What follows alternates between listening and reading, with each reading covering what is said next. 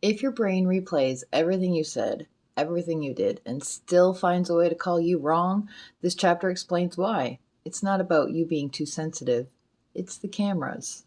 This is There's a Hole in Your Love Cup, Chapter 10, Growing Rods and Video Surveillance. Quick note, this is for reflection and education, not therapy or medical advice.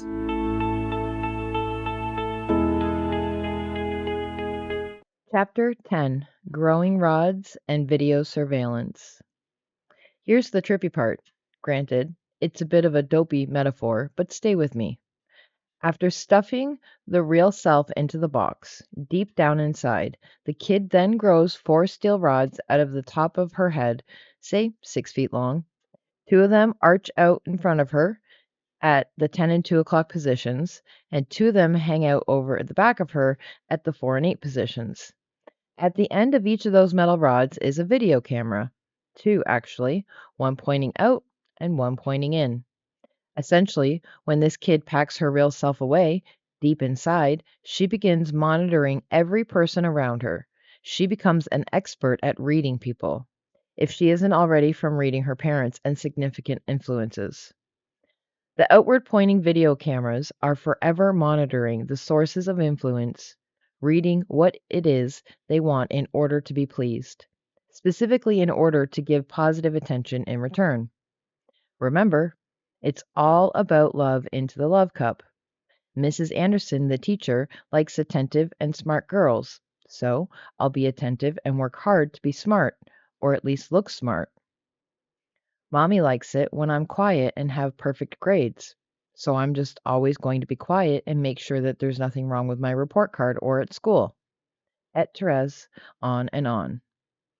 The child basically becomes this amalgam of whatever she has to be to basically purchase positive attention and avoid negative attention from those who have the power to give it.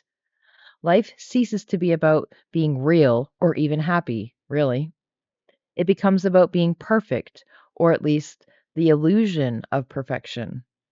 Perfect grades, perfect hair, perfect clothes, perfect manners, perfect words, perfect decisions, nice to everyone, many successes, no conflict, lots of smiles and gratitude lists. And that's the purpose of those other cameras at the end of the rods, the ones pointing in. The kid is forever monitoring herself, making doggone sure she is constantly perfect.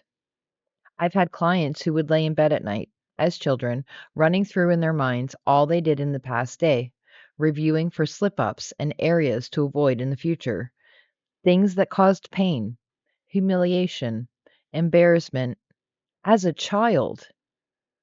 Can't you just see the level of neurosis and self loathing starting in a child possessed by such thinking and living? Possessed by such an all consuming, fear driven belief system? Is it any wonder children become shy or terrified to speak? Is it any wonder some children spend their lives flying under the radar or just skating by? Terrified to stick out or open themselves to criticism in any way? Is it any wonder why so many children and young adults become afraid to have dreams in life? And yes, I have had countless adult clients who have said to me, Sven, I don't think I've ever had a dream, which is a statement so unfathomable and breathtakingly tragic. Afraid of opening up their greatest desires and passions to the crippling criticality of those who claim to love them most? Some become so obsessed with perfection and so terrified of that criticism that they added one more thing with the rods and cameras. They ran a microphone up inside their own brain, so to speak. I've had clients who confess to laying in bed at night, monitoring and reviewing not only their actions from the past day, but their own thoughts, looking for any hint of bad thinking, bad thoughts, or anything dirty inside of them. The level of neurosis as a child, the level of self consciousness and sheer terror necessary to drive a child to do this is unthinkable. As an adult, it can be easy to think of this as no big deal, to pass it off as childish nonsense. But that is to miss the child mind and spirit in all of this. It is to fail to see and feel it as a child would, where every offense is grievous and terribly painful. Without the liberty to cry it out and talk it out, and thereby extract the pain from the soul, it becomes implanted, a fully charged, embedded memory. And that ain't good. Further, that wounded and spiritually crippled child is forever alive inside the individual, no matter what sort of responsible adultish veneer is used to paper over it. It is precisely at this moment necessitated by the survival of the soul of the child, when the rods, cameras, and microphones of self scrutiny are unwittingly put into place, that the powerful voices and messages of the external power sources become internal. It is precisely at this moment that the incessant infinite loop of the voice of the parent hits play. So, when the day comes that this person finds herself in my office for counseling and I ask her something like, "Who is your biggest critic?" Or, "You say that you're most afraid of failure, but I want to know whose voice you most fear hearing if you do fail." Or, "What person is the biggest undermining force in your life?" She answers, "Oh, that's easy. It's myself. I am my own worst critic." Of course, that's never true. Well, it is on the surface. But what has really happened is that the critical voices that were never hers to begin with have become so tuned into, so obsessed over and fixated on, that they have become indistinguishable from her own voice. And therein is the crime, when she owns as her very own the very worst messages she ever possibly could. And, as shall be examined later, this is why the parent has to less and less express his or her wants and expectation for the child. The child, or later the adult child, already knows. The child has been tuned into the messages, spoken and unspoken, of the parent since the very youngest age.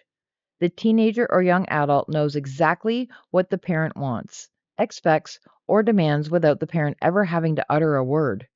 This is, of course, is why so many parents can get away with the throwaway line, "But I tell my kids that they can do whatever they want in life." Or, "I never tell my kids what to do. They're free to be themselves." Or, "I never told my son where to go to college or told my daughter who to marry." Or some such things. The messages and expectations of the parent became so embedded and foundational in the child, running on an infinite loop, that the parent is always present, always demanding, always critiquing. And it is this mad infinite loop that becomes the voices in her head that she tries to escape in teen years or young adulthood. It is this camera and criticism driven mind that makes her so susceptible to peer pressure in her teens. It is a longing for the calming of the mind, even for a moment, that drives her to drink, smoke pot, drop out of school, or become overly sexually promiscuous in college or after. It is the desire for escape from the incessant churning of the mind that drives the bulimia and anorexia, the depression and anxiety, the incessant busyness and desire for chaos and drama. It is in this moment, when the rods and the cameras are put into place, that her fate as a runner is cemented. Until the cement gets smashed, she will forever run from what is inside of her, trying to create escapes and pseudo solutions outside of her, to no avail. Adulthood. The really crazy part about this stuffing of the real self into the box down inside is that it doesn't magically stop, come back up, or go away when the child becomes an adult. Heck, it gets worse actually, because more and more negatively charged memories accrue, only confirming the not mattering.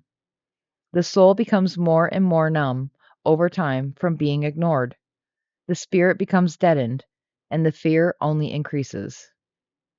Barring some major life event that jars the person, cracking open a giant fissure in the soul and spilling open the box inside, that box and the accrued pain demand more and more energy to keep them down. Suppression of true self suppression of the soul requires huge energy, sapping every other aspect of life. It can require just as much energy or more to deny or suppress something as it does to actually purge it. and life energy is finite. If you are using your life energy to keep down all of the old stuff, it's energy you ain't got for new stuff and exuberant living. You're being bled dry by a soul that ain't truly living, that is blocked. You're being bled by a series of core beliefs that keep one foot on the brake even as you attempt to put a harder foot on the accelerator. And so, whether it's the teen years, college, or adulthood, life becomes more and more about getting high on the side in one form or another. Whether cheating, boozing, overworking, binge eating, or something else, while attempting to maintain the illusion of perfection in the eyes of everyone else.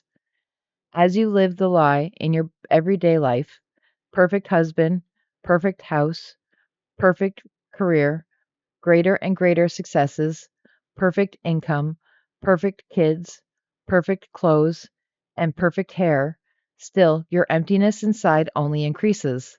The numbness increases. The deadness increases. The pain increases. The misery increases. The longing to escape increases.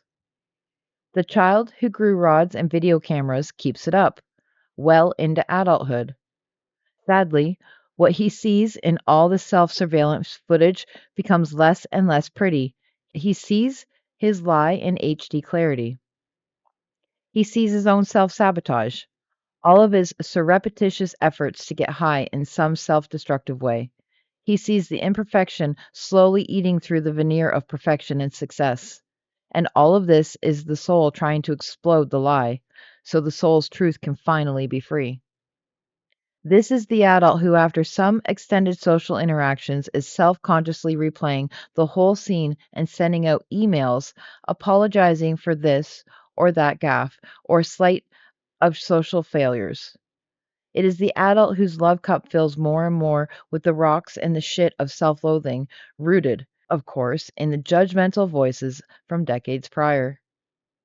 It feels hopeless and terrifically maddening, not the least of which is because you can't seem to slip the bonds it has on your life. People tell you to get over it. They say, "What's wrong with you? You have everything." Even you don't understand it. But there it is, a life that's a mess and completely unintelligible in an illogical misery. You live in complete unawareness of the core beliefs driving the system, the fear driven ethos, and the real you in some cigar box deep inside, waiting, longing to be free.